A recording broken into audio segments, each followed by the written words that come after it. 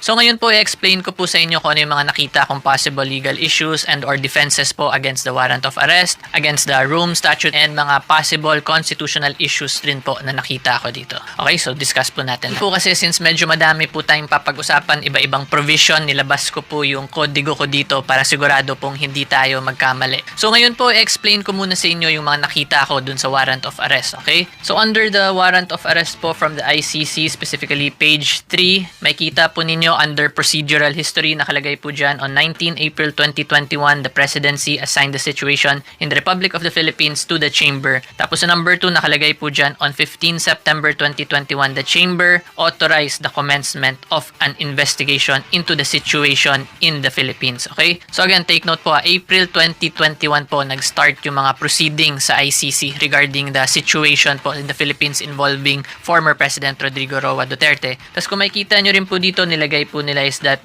in relation to crimes within the jurisdiction of the court committed in the territory of the Philippines between 1 November 2011 and 16 March 2019. Take note po, yung date po na 16 March 2019 is very important po kasi ito yung date kung saan nag-take effect na yung withdrawal po ng Philippines dun sa International Criminal Court. Okay? So kung makikita po natin, nag-withdraw tayo March 16, 2019, tapos nag-start po yung mga investigation and proceedings sa ICC on 19 April 2021, 2 years po after the withdrawal po natin. Okay? So yung mga dates po na binanggit ko, yun yung nakalagay sa warrant mismo. Tapos kung pumunta rin po kayo sa ICC website under po dun sa investigation ng Republic of the Philippines, pag tingnan po ninyo yung court records doon, pumunta po kayo sa last page, 2021 din po yung date na nag-start yung mga proceedings or yung mga matters po involving the situation in the Republic of the Philippines. Okay? And those dates po are very crucial, very important, considering po under Article 127 of the Rome Statute po, ito po yung provision regarding the withdrawal of state parties from the Rome Statute. Okay? So dito po makikita natin as state, its withdrawal shall not affect any cooperation with the court in connection with criminal investigations and proceedings in relation to which the withdrawing state had a duty to cooperate. Tas ito pong next sentence yung important po talaga because ang sabi po dito, and which were commenced prior to the date on which the withdrawal became effective. Okay? So ang ibig sabihin po niyan, yung ICC po merong jurisdiction over investigation and proceedings na na-commence na po prior to the withdrawal of a state. Diba? So may kita po natin, nag-withdraw po tayo, formally po, nag-withdraw tayo on March 2019 po, pero yung investigation and proceedings sa ICC only started in April 2021. So dito po, naka-withdraw na tayo prior to the start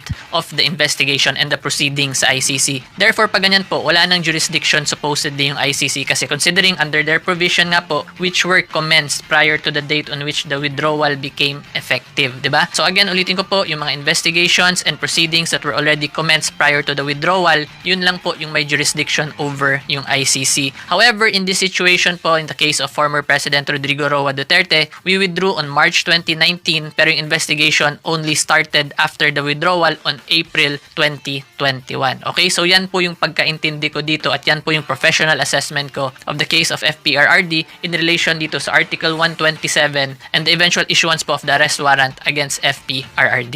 Okay? And this will be the quick reminder for this video guys. Kung nasa YouTube po kayo at nag-enjoy kayo sa videos ko, huwag niyo po kalimutan mag-subscribe. At kung nasa Facebook, TikTok, or Instagram po kayo, huwag niyo naman po kalimutan mag-follow. Okay? Tuloy po tayo sa discussion natin. So ngayon punta naman po tayo sa preamble ng Rome Statute. Okay? So nakalagay po dito sa preamble, specifically paragraph 10, nakalagay dyan, emphasizing that the International Criminal Court established under this statute shall be complementary to national criminal jurisdictions. Okay? So take note po, ang nakalagay po sa preamble ng Rome Statute mismo is that the ICC shall be complementary only to national criminal jurisdictions. Okay? After po niyan, ngayon punta naman po tayo sa Article 1 of the Rome Statute. So again, nakalagay po dito, the International Criminal Court shall be complementary to national criminal jurisdictions. So kung makikita po ninyo sa preamble at sa Article 1 pa lang ng Rome Statute, talagang ine-emphasize po nila na complementary lang po sila sa mga national criminal jurisdictions. Stated differently po, ibig sabihin po niyan, they will only complement and support the judicial systems po of mga member states sa Rome Statute. Okay? And the reason kung bakit ina-explain ko po yan sa inyo, para po at least mag-gets nyo talaga at maintindihan nyo kung ano ba talaga yung basis and foundation po nitong International Criminal Court. So ngayon punta na po tayo sa next defense of Fprrd regarding naman po to sa admissibility of his case in the International Criminal Court. Okay? So yung maging defense po dito is Article 17 of the Rome Statute, specifically the issues of admissibility. So makikita po nyo nakalagay talaga dito at in-emphasize sa Article 17, having having regard to paragraph 10 of the preamble and article 1. So yan po yung mga binasa ko kanina, di ba? Which emphasize that the ICC is only supplementary po to national criminal jurisdictions. Okay? So ito pong issues of admissibility, ibig sabihin po nito, ito yung mga situation kung saan yung ICC po ay pwede hawakan yung mga certain cases or hindi nila pwede hawakan. Okay? So dito po talagang importante sa Article 17 is paragraph 1, letter A of the Article 17. So dito po may kita natin, a case is inadmissible, meaning hindi po pwede tanggapin or i-admit sa ICC yung kaso when the case is being investigated or prosecuted by a state which has jurisdiction unless the state is unwilling or unable genuinely to carry out the investigation or prosecution. Okay? So kung sa Tagalog pa, ang sinasabi po dito is yung ICC po, ang isa pong kaso hindi pwede admit sa ICC kung ang isa pong bansa ay ini-investigate at prosecute na yung kasong yon at meron siyang jurisdiction talaga dun sa kasong yon. Unless na lang po na yung bansang yon eh hindi nila ini-investigate or prosecute ng maayos yung kaso involved. Okay? Ang next naman po is punta tayo sa paragraph 2 naman. Okay? So nakalagay po dito, to determine the unwillingness, the court shall consider principles of due process recognized by international law. Okay? Tas nagbigay po yan sila dito ng mga situations. So unang-una, the proceedings were or are being undertaken or the national decision was made for the purpose of shielding the person concerned from criminal responsibility for crimes. Okay? Letter B po, nakalagay dyan, unjustified delay in the proceedings. Tapos sa letter C naman, nakalagay dyan, the proceedings were not or are not being conducted independently or impartially. Okay? So yan po yung important provisions dito sa Article 17 na pwede pong gamiting defense ni Fprrd. Okay? So explain ko po sa inyo ng maayos.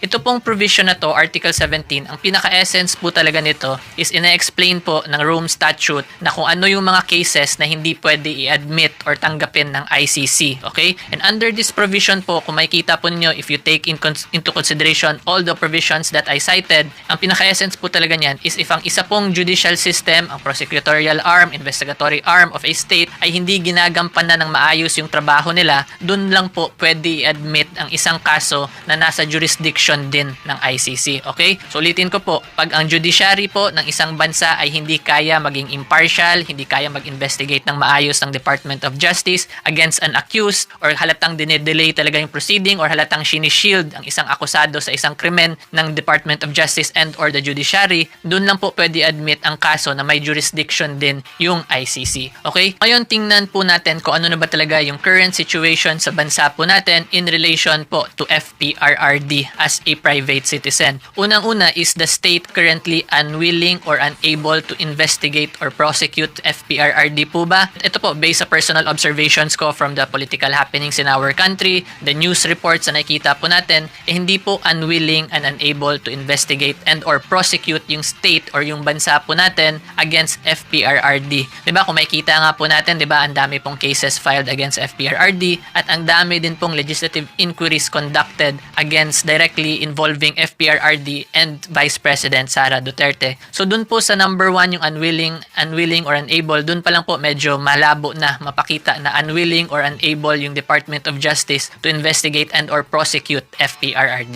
Okay? So ngayon ang next question naman po is whether or not the Department of Justice or the judiciary system natin are shielding Fprrd against the alleged crimes against him. Diba? At yung sagot po dyan, again, personal observation ko po to, I don't think the Department of Justice, the Philippine National Police, or the judiciary is shielding Fprrd. Simply because, again, ulitin ko po, ang dami pong cases filed against them. So, dun pa lang po, may kita talaga natin na gusto talaga i-prosecute at investigate ng PNP, ng Department of Justice, si Fprrd.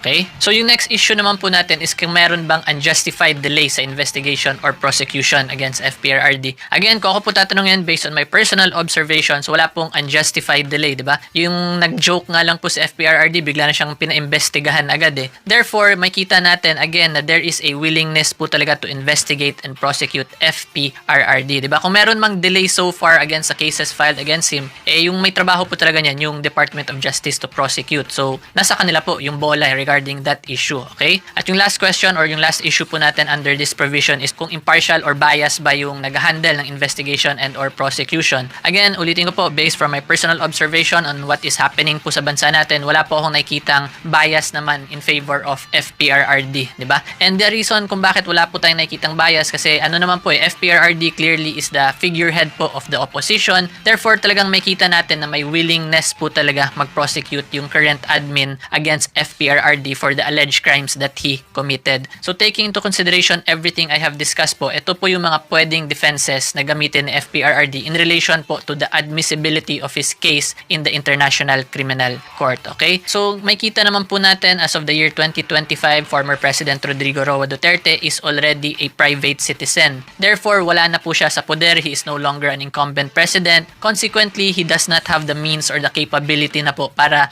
po i-shield siya ng Department of Justice or para po ma-delay niya yung mga investigations being conducted against him, di ba? Because again, Fprrd as of 2025 is already a private citizen, okay? So in short, iba na po yung panahon ngayon, okay? Kung 2016 to 2022 pa yung period ngayon, hindi ko na po yun questionin kasi of course, as a sitting president, you have all the means po talaga to shield or protect yourself from criminal prosecution, okay? But again, ulitin ko po, 2025 na po and si Mr. or si Attorney Rodrigo Roa Duterte is already a former president, thus he no longer has the means po talaga to shield or protect him from criminal prosecution, di ba? Plus the fact po na si Fprrd is the figurehead of the political opposition, so kung gugustuhin po talaga i-prosecute si Fprrd, they really have the means and capabilities to do so, okay? So ngayon punta naman po tayo sa pwedeng gawing remedy ni Fprrd regarding the case po niya dun sa ICC, okay? So under Article 19 po nakalagay dito, challenges to the jurisdiction of the court or the admissibility of a case.